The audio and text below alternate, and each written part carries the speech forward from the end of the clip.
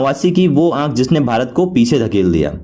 1989 में Mohali semiconductor plant आग में जल गया। मशीन खत्म, क्लीन रूम्स बर्बाद, प्रोडक्शन बंद। लेकिन असली नुकसान आग नहीं थी, असल नुकसान था भारत का उसे दोबारा तेजी से रिबिल्ड न कर पाना। उसी समय ताइवान आगे बढ़ रहा था, साउथ कोरिया अरबों डॉलर इन्वेस्ट कर रहा था और इंडिया ब्यूरोक्रेसी में फंसा हुआ था। 1991 जब भारत के पास पैसे नहीं बचे, आर्थिक संकट में डूब चुका था, देश के पास इंपोर्ट करने के पैसे नहीं बचे थे, तब ऐसे समय में सेमीकंडक्टर जैसी रिस्की इंडस्ट्री पर इन्वेस्ट करना सरकार के लिए लगभग इम्पॉसिबल था। लेकिन फिर भारत ने सॉफ्टवेयर की तरफ रुख किया और फिर देखते ही देखते भारत सॉफ्टवेयर सुपर पावर बन गया।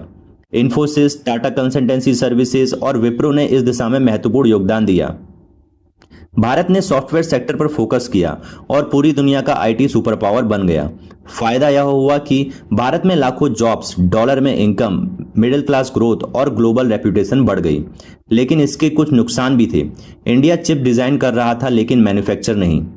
इंडिया इंजीनियर से चिप्स बनवा रही थी लेकिन फैक्ट्रीज ताइवान और चाइवान में बन रही थी। दुनिया इंडियन टैलेंट से अमीर हो रही थी। Intel, advance micro device, Nvidia और क्वेलकॉम जैसी कंपनियों में इंडियन इंजीनियर दुनिया की सबसे एडवांस चिप डिजाइन कर रहे थे, लेकिन इंडिया सिर्फ टैलेंट सप्लायर बनकर रह गया। लेकिन देखते ही देखते अमेरिका और चाइना के बीच टेक्नोलॉजी वार शुरू हो चुकी थी। अब सेमीकंडक्टर सिर्फ बिजनेस नहीं, नेशनल सिक्योरिटी बन चुका था और तभी दुनिया ने इंडिया की तरफ देखना शुरू किया। चलिए अब जानते हैं भारत चिप मैन्युफैक्चरिंग का बॉस बनने के लिए क्या कर रहा है। अब पहली बार भारत सेमीकंडक्टर को सर्वाइवल स्ट्रेटेजी की तरह